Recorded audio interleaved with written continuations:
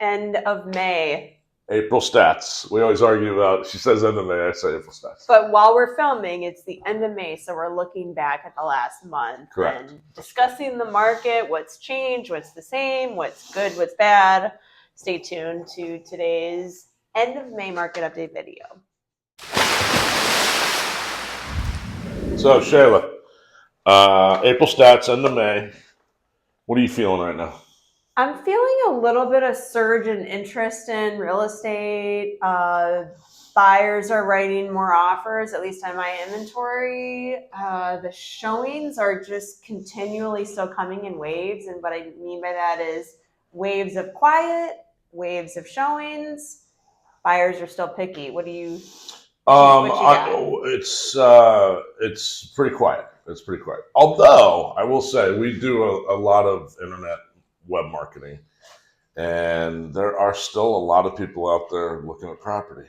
I think they're just kind of wait and see attitude.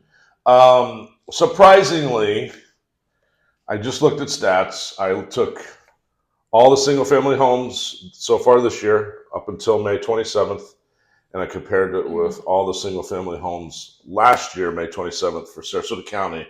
We've actually sold more homes this year.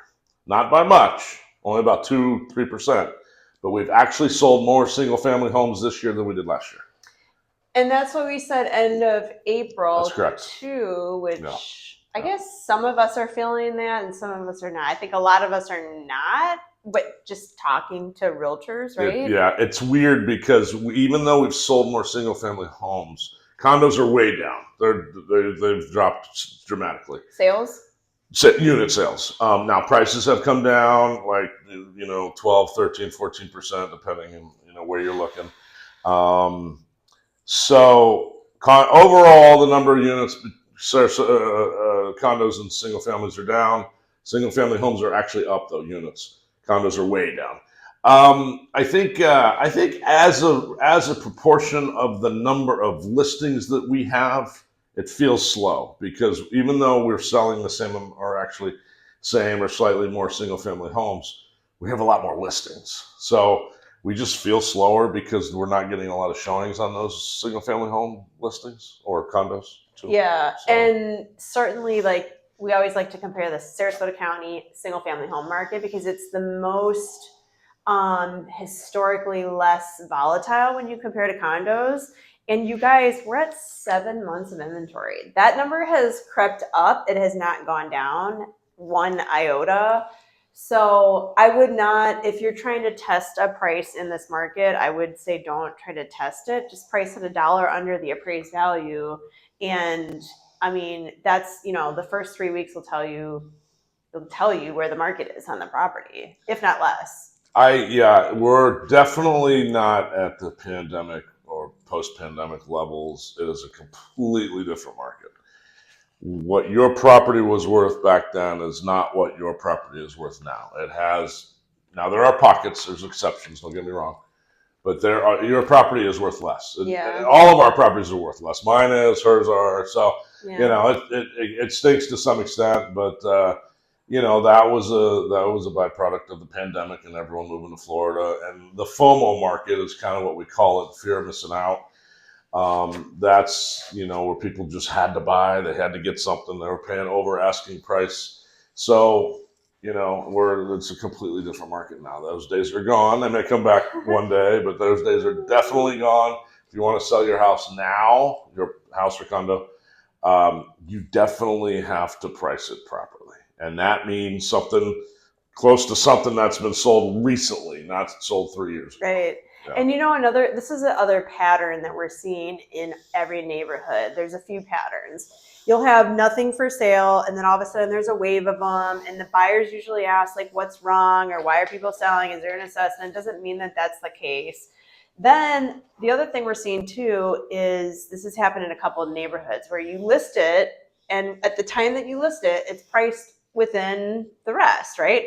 But then some neighbor comes along and decides to undercut everybody, which, okay, maybe that may or may not be the market, or there may or may not be something wrong with it. But then all of a sudden, you're either going to have to succumb to it and be realistic, because that's going to always be the first one to sell in most cases, unless there's something dramatically wrong with it. And then it brings the market down for everybody. I've seen that in a few of my listings, and it's like there's not much we could do about it because that guy is more aggressive. And in almost every case, that one's going to go pending first. I mean, this is a price war. I hate to use the word war, but yeah, I mean, real estate's always been the principle of substitution. If I can go out and find a similar or same house, or even a better house for a lower price, I will always do that. Okay, and so will everyone else. They're not going to spend way more than their competition because they don't need to. They don't need to. If they can get virtually the same house for less money, they're always going to do that. So you always got to keep an eye on what your competition is doing. And if they're lowering their price, then most likely they're going to sell first and you're not going to sell, or, something has to give. Yeah. I mean, it's really controlling, like what we say, the controllables, which is not much. I mean, again, there's no fancy piece of marketing that's going to catch the eye if it's overpriced. It's like you're throwing good money to bad. I hate to put it like that for, a seller, but it's true. And I mean, as a listing agent, I think it's our job to keep our sellers educated, obviously keep our buyers educated. Buyers see everything online, Zillow, Realtor.com, Truly, all of that. So they see it, they're getting banged, with their notifications. And it's just exactly what you said. And then if I'm telling you I'm the bad person saying we need to lower it to X, why would this person spend more when yours needs more renovation, or whatever the case is, or this one has a pool, yours doesn't, it's the same price? You're just going to spin your wheels and waste everybody's time, money, and effort showing and cleaning the house. Like, it's going to be a really frustrating experience. Yeah, it's going to, and a lot of times, unfortunately, we end up being the bad guy because it's like, oh, they didn't get it sold. And in reality, we probably told you, hey, we're overpriced, and you just didn't want to listen to us. And that's okay sometimes, I mean, we don't know everything, but at the end of the day, we've been doing this a long time. And it changes. It changes every day. Every day there's a different property. Something's added, something's subtracted, something sells, something goes off the market because it didn't sell, it expired. So it's always moving. So you got to stay on top of that. And you need a good, experienced realtor in your corner to translate that stuff, because experience helps a lot when you're selling a property. And we talk about this all the time. We know, we're sorry, it's price, but when you're priced high, the days on market creep up. And then if I'm a buyer, I'm like, if this was so great, why didn't it sell? And that's every other buyer psychologically is saying the same thing, and it actually is counterintuitive to your bottom line. Yeah. So where are we at with price versus listing price? Ending April, of course, 93.1% of the asking price is where they're selling. If it's priced well and what's actually moving. That's probably the last asking price, not the original, correct? Correct. So if you list your price as $1 million, your property at $1 million, and it doesn't sell, and then you lower it to 900,000 and it sells for 900,000, let's say. Yeah. That's going to sell for 100% of asking price, but it wasn't the original asking price. Of course, yeah. It was the last asking price. So right now, things are selling about a 7% discount.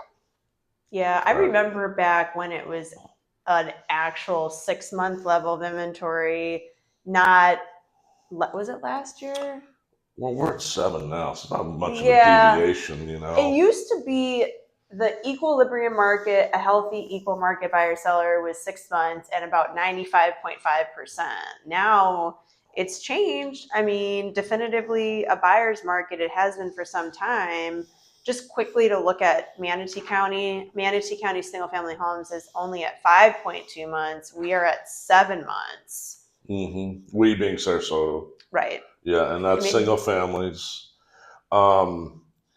Days on market are about the same from this time last year. Interestingly enough, 82 days versus 81 days a year ago. And prices are down. If compared to last year, the same time, prices are down for single family homes about 13%, which is not surprising. We had said that there's going to be downward pressure on price. And I think that, we got past the elections last year, which put people on hold. More people put their houses on the market. I've said this before, but I think that there's some pent up demand out there. I think there are going to be some people that are going to jump in and buy these out. It's some great opportunities out there. And I know every realtor says that. It's like, now they had this campaign, time to buy or something like that. Yeah. And I was like, it's not really the best time to buy. Depends on your personal circumstances. But if you're purely looking at just price and I want to make some money and I want to get a good value, it's not bad. Now, I was afraid to buy in the FOMO market because I was like, it's just not going to go up to perpetuity, right? Mm-hmm. When I look, I've been doing this a long time. You have too. 50 something, together, almost 50 years. Yeah, crazy, right? So if you really think about people that make a lot of money in real estate, a lot of times they are buying in a market like this. They are buying when other people are not wanting to buy.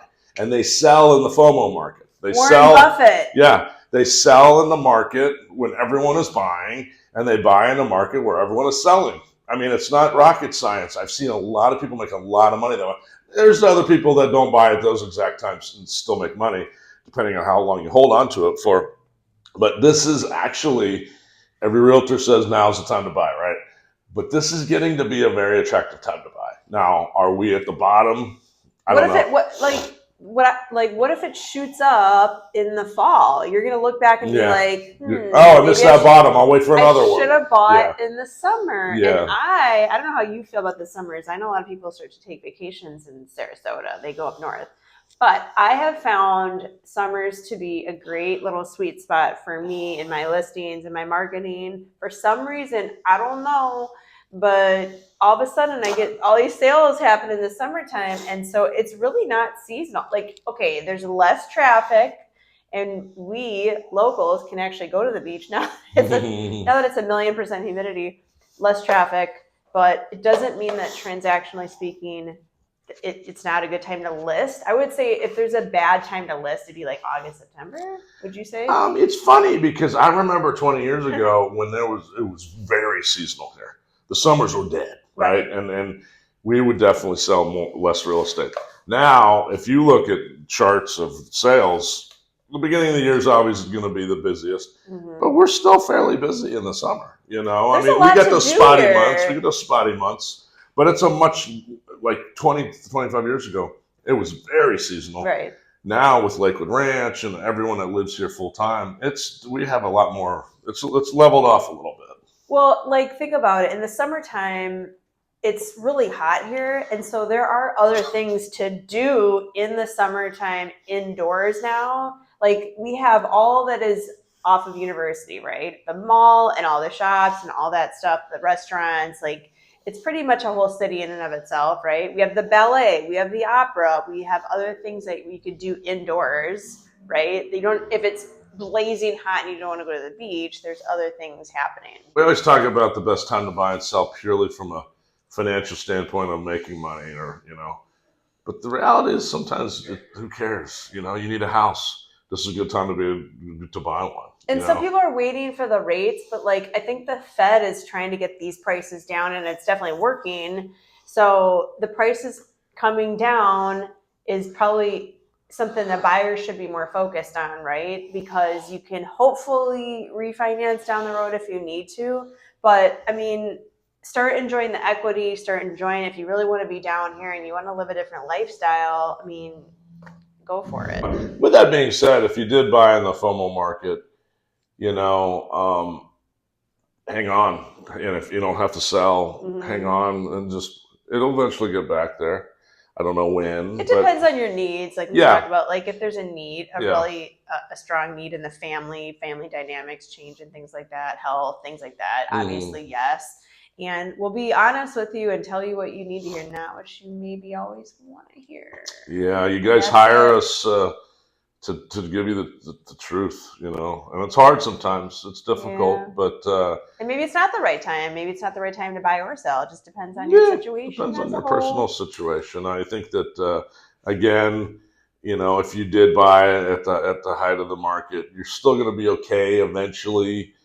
if you're you don't want to lose money, probably right now is the best time to sell. It's not the best time to sell if you bought a few years back. Agreed. Yeah. So happy to discuss your needs, do a complimentary consultation, whether you're thinking of purchasing or selling. If you're new to the area, know the area and kind of everything in between. I've worked with a buyer, I think a few years at least. I think was the longest to secure a property, because some people take longer than others. Some people know what they want right away. I remember picking a guy up at the airport, taking him down a longboat, and he bought one of the 4 or 5 that I showed him, and he flew back. That's, we deal with people anywhere in that extreme. So don't feel like you're wasting our time. You have to start somewhere. Likewise, if you're thinking about selling, we've got a great marketing plan with the CORCORAN group, and my creative ways that I like to leverage and market and sell properties myself with my social media, this YouTube channel, and other avenues. So feel free to call me 941-544-7690. And thank you for watching, liking, subscribing, commenting, sharing.